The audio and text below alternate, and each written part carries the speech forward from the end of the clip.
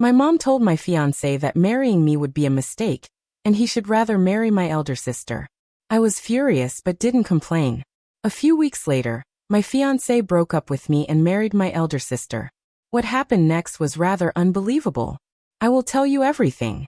First, let me thank you for your continuous support. If you love stories like this one, support us by subscribing to this channel and comment where you are watching us from. It will be great to hear from you. Now let's jump into the details of what happened. I used to believe that if you did everything right, kept your head down, studied hard, treated people kindly, life would reward you with something close to fair. I was the quiet daughter, the steady one, the type who remembered birthdays and never missed Sunday dinners. My name is Elise, and at 29, I had finally gotten engaged to a man I thought genuinely saw me. Marcus wasn't flashy or overly charming, but he was dependable, thoughtful, and made me feel chosen in a way no one else ever had. He was the kind of man who'd rub my back when I had cramps and remember exactly how I took my coffee. After years of living in the shadows of my older sister, Nadine, who was all fire, beauty, and chaos, I thought I had finally earned something of my own. But the illusion shattered quietly, like glass breaking in another room, when I overheard my mother whisper to Marcus, "You'd be making a mistake marrying Elise. Nadine would be a better match for you." I had walked into the kitchen that day to grab a dish towel. My mother didn't hear me, but her voice carried. I froze just beyond the archway, invisible yet wide awake. I waited for Marcus to shut her down, to laugh it off, to defend me. But there was a pause, and then a low murmur I couldn't quite make out. Not disagreement. Not disgust. Just consideration. I remember standing there for a long time after, towel in hand, before quietly backing out of the room. My heart was pounding like a bass drum, and I couldn't decide if it was from rage or heartbreak. That moment, it should have been the point where I confronted them both, demanded answers, tore apart the facade. But I didn't. I went back to the living room, sat down on the couch, and smiled when they walked in as if nothing had changed.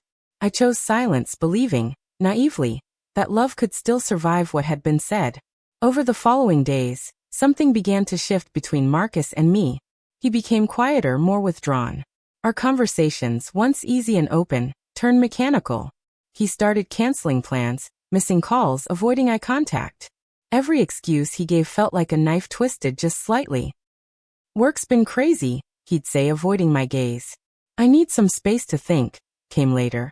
I tried to bridge the distance, planning dates, initiating talks, being patient.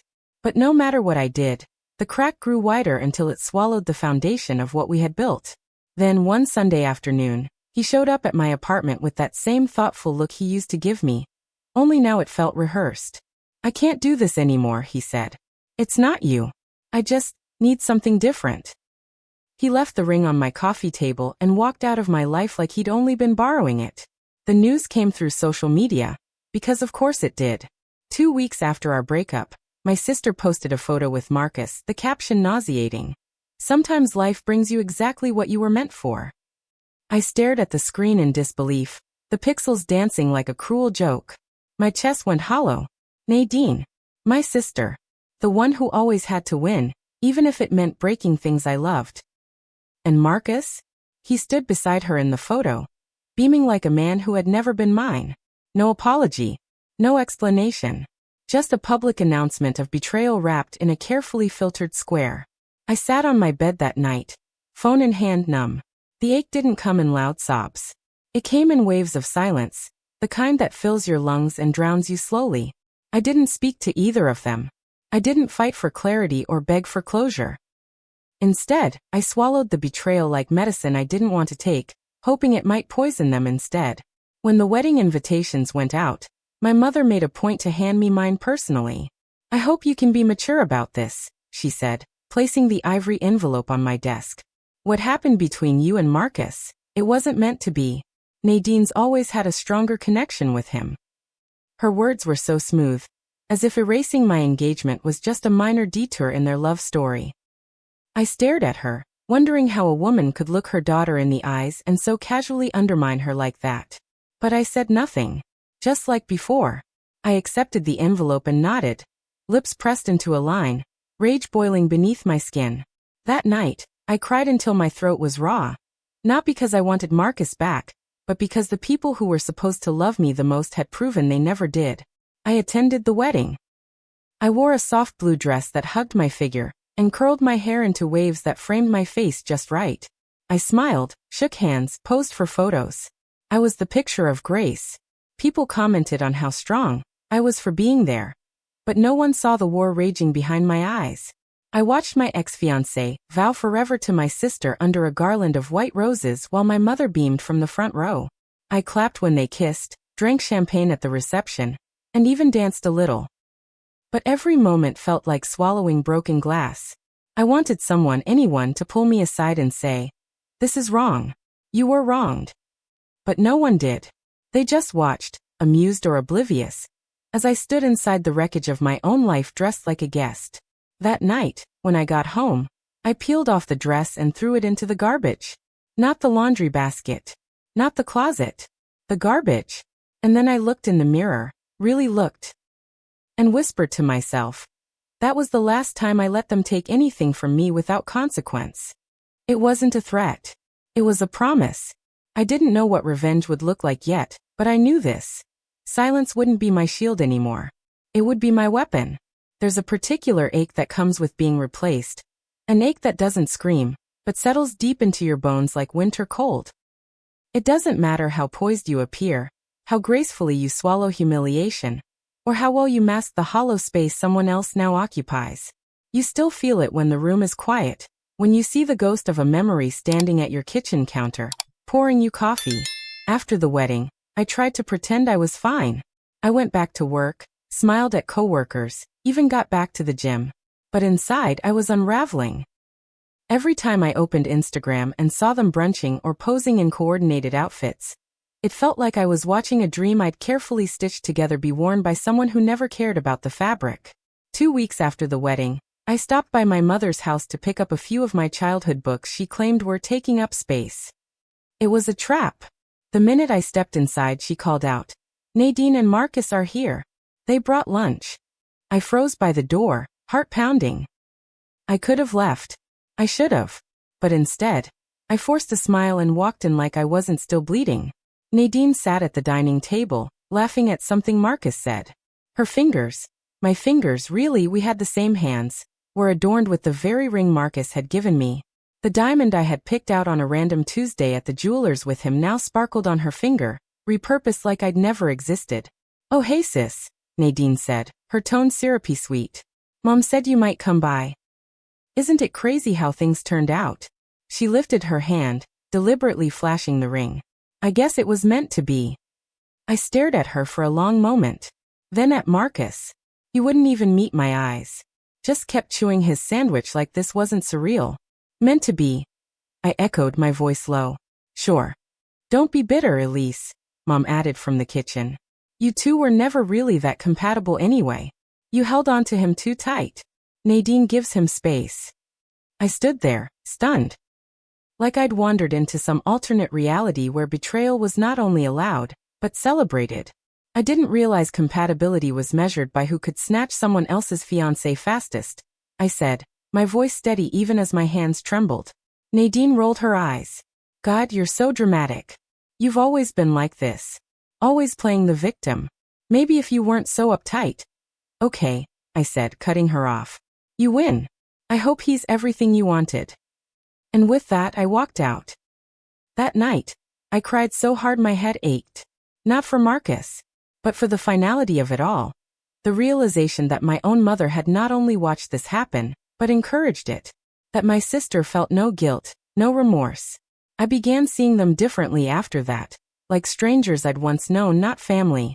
The truth had surfaced, and it was uglier than I ever expected. I started making plans. Quiet ones. No grand speeches or confrontations. Just the slow, steady preparation to distance myself from the entire mess. The real fracture came a month later, when my cousin Denise, who'd always been more like a sister to me than Nadine ever was, invited me to a dinner party. "I didn't invite Nadine," she said bluntly. "I'm not picking sides, but you deserve a space where you're not second best." I went, hesitant at first. But the moment I stepped into that room and felt genuine warmth, something in me shifted. People still saw me. still valued me. I wasn't invisible. At the party, I met Calvin. He was tall, well-dressed, and effortlessly kind. We only spoke briefly that night, but he remembered everything I said. The next morning, he sent flowers to my office with a note. I'd like to hear more about that terrible work potluck. Maybe over dinner? It felt easy. No pressure. Just interest. I said yes. But back at home, I still had to deal with the ghost of what I'd lost. One afternoon, I found the old photo booth strip of Marcus and me tucked inside a drawer. I stared at it for a long time before finally shredding it and tossing the pieces into the trash. That same week, I removed the last traces of him from my apartment. His books, the hoodie I once borrowed, even the damn coffee mug he always used. The purge wasn't sad. It was liberating. Then came the final insult. At a family brunch a few weeks later, I was reluctantly dragged there by my aunt, who begged me to keep the peace. Nadine stood up to give a little speech. I just want to thank Mom for always guiding me, even when things were messy.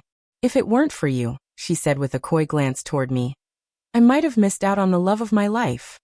Laughter erupted around the table. My mother beamed with pride. I felt my chest tighten. I stood up slowly, my chair scraping against the tile. You know what? I said, forcing my voice above the chatter. You're right. Thank you, Mom. Thank you for showing me exactly what not to accept. And thank you, Nadine, for taking out the trash. Gasps. A few awkward chuckles. My aunt tried to pull me back down into my seat, but I was already grabbing my purse. Enjoy your brunch, I said, walking out. This was the last family meal I'll ever choke down. Back at home, I looked at myself in the mirror. My eyes were red, but not from crying. This time, it was from fire. The kind that burns bridges with purpose. I'd had enough. I wasn't going to play second string in my own life anymore. It had been 5 months since their wedding. 5 long months of forced silence, muted group chats, and family updates I never asked for but still heard through cousins who couldn't help but stir the pot.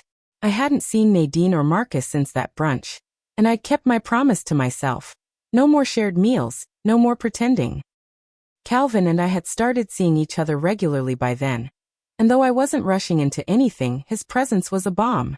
He was attentive but never intrusive, warm without crowding me. For the first time in a long time, I wasn't holding my breath waiting for the ground to shift beneath me. I still thought about everything I'd lost, but less with sorrow now, more with clarity. It was a rainy Tuesday when the knock came. I'd just gotten home from work, still half in my heels, when I opened the door to find Nadine standing there, drenched, mascara running, suitcase in one hand and a duffel bag slung over her shoulder like a soldier returning from war. Her mouth opened, but no words came. Instead, she stepped inside and dropped her things with a thud that echoed through the room. He's broke, she blurted, voice high and cracked. Everything he said was a lie. I stared at her, stunned. She looked nothing like the polished woman who had twirled down the aisle in designer lace 5 months earlier. She looked wrecked. Her hair was frizzy from the rain, her clothes rumpled like she'd packed in a panic. What are you talking about? I asked, trying to keep my tone neutral. She threw her hands in the air, pacing. Marcus. He's broke, Elise. Like, completely broke. The car he drives? Leased. The job he said he had? Gone. He got laid off 2 months ago and didn't tell me. I've been paying the rent with my savings. I blinked slowly. And why are you telling me this? She stopped and stared at me, her eyes wild. Because this whole thing is a mess. You could have warned me. Why didn't you say anything? You knew him better than anyone. I let out a bitter laugh. You want to blame me now? After you stole him, wore my ring, and paraded it in my face like a trophy. I didn't steal him, she shouted, defensive. Mom said he wasn't right for you. That he and I had chemistry. Oh, so this is Mom's fault now. I crossed my arms, feeling a strange, simmering calm take over. She didn't make you say yes. She didn't make you flaunt it. You made those choices. Nadine sat down on the edge of my couch, her face collapsing into her hands. I thought he had money, Elise. He made it seem like he did. He was always talking about investments, business trips, future plans. But it was all talk. The apartment's under my name. The credit cards are in my name. He's been using me. I leaned against the wall, arms still folded. Now you know what it feels like to be used. She looked up, eyes shining with tears. Why didn't you stop me? Because I was done saving people who don't care if I drown, I said flatly. You didn't want my opinion. You wanted my silence. And you got it. We sat there in silence for a beat too long. The rain tapped against the windows like a slow, steady metronome. I could feel her unraveling in real time. Like the facade she had so carefully crafted was crumbling now that the scaffolding had fallen away. And yet, some part of me, the part that used to flinch at her tears, rushed to her side, cover for her mistakes, stayed still. I didn't move to comfort her. I didn't reach out. I just watched. I left him, she said finally, her voice small. Packed my stuff while he was out and came here. And what do you want from me? I asked, already knowing the answer. She sniffled. You didn't come to me when you were making your choices. Don't come now that you've run out of options. She stood slowly, eyes wide with disbelief. You're cold.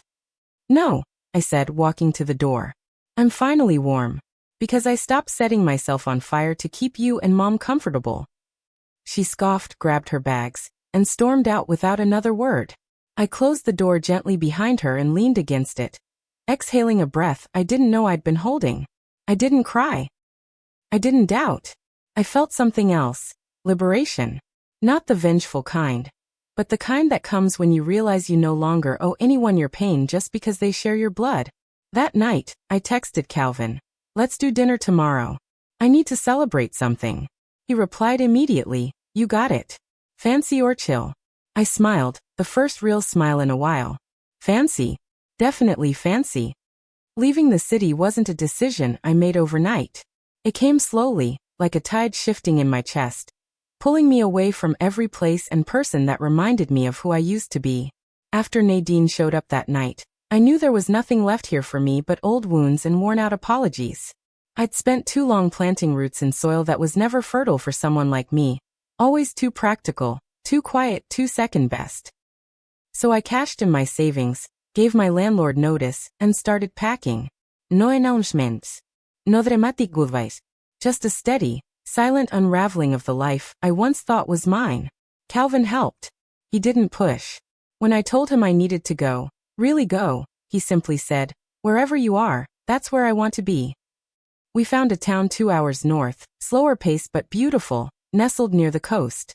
It wasn't flashy, but it felt untouched by all the noise I was leaving behind. We moved into a modern condo with high ceilings and windows that welcomed the morning light. I traded my long commutes and stiff office clothes for remote work and bare feet on hardwood floors. I was finally living a life that felt mine. No comparisons, no performance, no competition. Just quiet, honest peace. Calvin proposed one evening after dinner, nothing grand. Just the two of us on our balcony, glasses of wine in hand, the sunset melting into the ocean. I know you've lost a lot, he said, sliding a ring onto my finger. But I'd like to be something you gain. I cried then. Not from sadness, but from the shocking realization that I could still be loved without condition. I said yes. There was no fanfare. We married at City Hall 2 months later. No one from my old life was invited. Not even my aunt, though she meant well. I wasn't building a new life with old bricks. It was almost 6 months into our marriage when the past tried to crawl back in. I was folding laundry when my phone lit up with a call from a number I'd long ago stopped labeling. I let it ring. Then it rang again. Then again. By the 4th call, I answered. Not out of curiosity, but because some habits die harder than others. Elise. My mother's voice came through, frayed and breathless. We need your help. I said nothing. It's Nadine, she continued. They're being evicted. She hasn't been able to make rent since Marcus left. I sat down slowly on the edge of the bed. He left her. Of course he did, she snapped. The man never had a stable job. We didn't know it'd be this bad. I swallowed the laugh, threatening to rise. No. You didn't know because you didn't care to look beyond the surface. You saw a man who wanted Nadine, and that was enough. Elise, I'm calling because we're in trouble. The bank's threatening foreclosure. Your sister has nothing. And we're your family. There it was. The word they'd only ever used when it suited them. Family. A leash disguised as a lifeline. You were my family when you told my fiancé to marry my sister, I said calmly. You were my family when you stood by while I was humiliated and discarded. That was a misunderstanding, she hissed. You're being dramatic. No, I said, my voice sharpening. I'm being exact. You chose her. Repeatedly. And now you want me to clean up the mess? No. A long pause. Then, so that's it? You're just cutting us off. I'm finally choosing me, I said. And I don't owe anyone an apology for that. Elise, please. I have to go, I interrupted. Don't call again. I hung up. Blocked the number. Then I sat there, letting the silence fill the room, no longer afraid of it. Calvin walked in moments later, read my face, and didn't ask questions. He just sat beside me and took my hand, the kind of quiet support that said more than words ever could. The next morning, I mailed back the last of the things my mother had stored at my old place. Some photos, a few trinkets, her wedding ring I'd kept in a drawer out of guilt. No note. No return address. Just closure. That weekend, Calvin and I went to a small jazz concert downtown. We sipped wine, listened to music, and held hands like the world had never betrayed us. At one point he looked at me and said, "You seem lighter." "I am," I replied. "I'm not carrying ghosts anymore." As we walked home, I looked up at the stars and realized I didn't hate them. Not Marcus, not Nadine, not even my mother. What I felt now was something else. Distance. Like I'd finally placed them where they belonged. Far behind me, in a chapter I'd finished writing. I hadn't thought about my mother or Nadine in weeks. Not deliberately, just naturally, like a wound that stops stinging once it scabs over. Life had settled into something gentle. Calvin and I had started small Sunday rituals. Farmers markets, coastal drives, wine on the balcony by 6. I had begun writing again. Not journals filled with pain, but short stories about fictional women who didn't need saving. My days were no longer haunted by the echo of betrayal. I had what I wanted now. Not revenge, not even justice, just peace. Then the letter came. It arrived in a plain envelope, no return address, the handwriting unmistakably my mother's. Neat, pointed, like she was always trying to impress someone even when asking for help. Inside was a single sheet of lined notebook paper, folded twice. No greeting. No warmth. Just 5 tightly written paragraphs that said everything and nothing at once. She wrote that things had gone from bad to worse. That Nadine was not coping well, and had been in and out of temporary housing. She mentioned creditors, late notices, frozen accounts. She said she was ashamed to ask, but asked anyway. Said she knew I was doing well, and that even a small contribution would make a difference. Then she added one final sentence. Just 6 words that struck me harder than all the rest. Don't punish us for your pain. I read it once. Twice. The third time, I laughed out loud, a dry, bitter sound that startled even me. Calvin came into the kitchen, mug in hand. What's that? I held the letter up between 2 fingers like it might burn me. A guilt trip. First class. He took it, skimmed it. Wow. That's bold. She's always been bold, I said, dropping into the chair. Especially when she needs something. He sat across from me. Are you okay? I stared out the window for a long moment, then nodded. I'm more than okay. I just didn't expect them to try again. You going to respond? I looked at him, really looked. At the man who had chosen me without needing me to compete. At the life we'd built. Humble, intentional, whole. No, I said. I already did. I left. But it lingered, that sentence. Don't punish us for your pain. As if all the damage they'd done was incidental. As if my withdrawal wasn't the consequence of their choices, but a weapon I was wielding out of spite. It was the kind of manipulation only family could master. Gaslight you into thinking your boundaries were cruelty. I went for a long walk that evening, down past the harbor, my hands in my pockets. The air smelled of salt and wet pine, and the sky was just starting to pink in with sunset. I thought about all the years I spent bending, about the silence I'd kept, the emotional gymnastics I performed just to feel like I belonged. And then I thought about that girl at Nadine's wedding, sitting in a pastel blue dress, clapping for a lie. I didn't hate her. I pitied her. She thought being kind meant being complicit. That loyalty meant swallowing humiliation without protest. A group of teenagers passed me on skateboards, laughing loud and careless. I smiled. There was something freeing about that kind of joy. Unfiltered, unself-conscious. I wondered when I last laughed like that. Then I remembered the night Calvin and I got wine drunk playing Scrabble, and ended up making up words just to make each other laugh. That was the kind of life I had now. Real. Light. Earned. When I got home, I found the letter still on the table. I folded it back up and slid it into a drawer. Not to keep, but to remind myself of what I walked away from.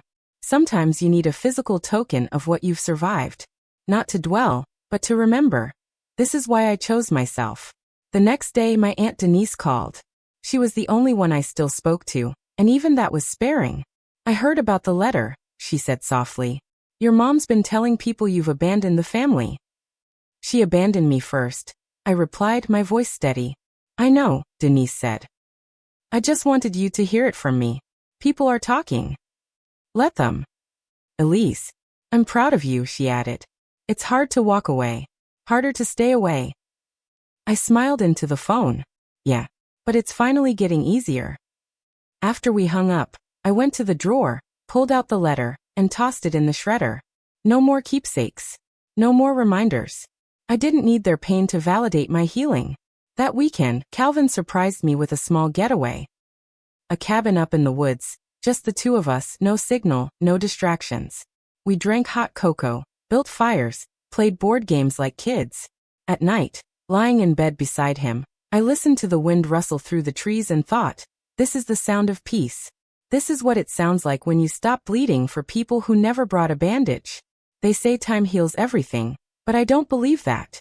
Time doesn't heal, it just gives you space to see things clearly. What really heals you is distance, choice, and the moment you finally decide your peace is worth more than tradition or appearances. It's been nearly 2 years since I walked away. 2 years since I let go of my mother, my sister, and the version of myself that lived for their scraps. I didn't leave in anger. I left in exhaustion. I'd spent a lifetime trying to earn their love, to be good enough, selfless enough, loyal enough. But no amount of grace was ever going to undo the fact that when it mattered most, they watched me break and looked the other way. Sometimes, I catch myself wondering what would have happened if Marcus hadn't left me. If I had married him. If I had tried to make a life out of something already cracked. And then I look around. At the condo I decorated without compromise. At Calvin humming while he makes breakfast. At the calendar filled with things I want to do. And I feel a quiet wave of gratitude. Not because I was betrayed, but because I survived it. Betrayal didn't break me. It revealed them. And once I saw them clearly, I could finally choose myself. I never responded to the letter. Never returned the calls that followed from new numbers. I heard through Denise that my mother had tried staging another family intervention, hoping to guilt me back into the fold. But it never gained traction. The cousins didn't bite. Most had seen the wedding spectacle, the aftermath, the silence that followed. The illusion of family unity was already too frayed to stitch back together.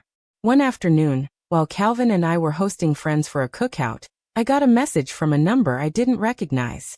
Just 4 words. You're punishing the wrong people. I stared at the screen for a moment, then deleted it without responding. I'd said everything I needed to say by leaving. And sometimes, silence is the most honest kind of closure. The hardest part, I found, isn't cutting people off. It's the grieving that comes afterward. Not grieving them. Their betrayal made that easy. But grieving the idea of what they were supposed to be. My mother was supposed to be my protector. Nadine was supposed to be my first friend. I mourned the roles they never stepped into, the comfort I never got. I went to therapy for months, unpacking how deep that hurt ran. How it colored every relationship I'd ever had. How it made me shrink, second-guess, and overcompensate. And one day, my therapist looked at me and said, "You can love someone and still choose to never speak to them again. That doesn't make you cruel. That makes you safe." That stuck with me. Calvin and I travel more now. We go places with quiet trails, where the air smells clean and no one knows our story. He sometimes asks about writing a memoir, but I always laugh. Who'd want to read about a girl whose own mother sold her out for a fairy tale that turned into a nightmare? But I get why he suggests it. Not for them. For me. To make meaning of it. I haven't written the memoir. But I do write. Short essays. Journals. Little scenes where women like me get the closure I had to build myself. It's not revenge. It's release. Last month, I saw a post from Nadine on a mutual friend's account. She looked thinner. Older. She was promoting some coaching program.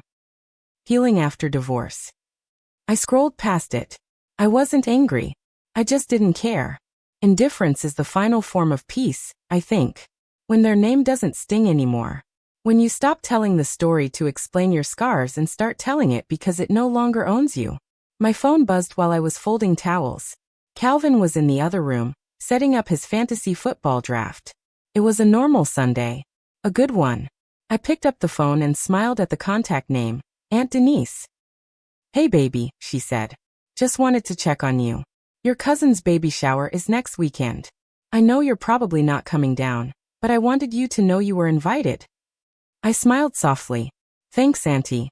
I'm not ready, but it means a lot." "You don't owe anyone an explanation," she said. "You already gave them more than they ever deserved." I thanked her. We talked for a while about nothing in particular, recipes, the new neighbor's ugly garden statues, the price of gas. When we hung up, I stood in the middle of my living room and just let myself feel it. The calm, the clean air, the fact that no one was screaming at me, dismissing me, telling me how I should feel. It had cost me everything, but I had found peace. And peace, I've learned, doesn't show up with fireworks or epiphanies. It arrives in quiet Sundays. In phone calls that don't trigger dread. In the man who kisses your forehead and never makes you feel small. It shows up when you look in the mirror and finally see someone you don't have to explain or defend. That's what I chose. That's what I kept. That's what no one will ever take from me again. Have you ever been betrayed by the very people who were supposed to protect you? Tell me in the comments. What boundary did you have to draw to finally reclaim your peace? If this story resonated with you, like and subscribe for more real-life stories about choosing yourself and walking away with dignity. See you soon in the next story.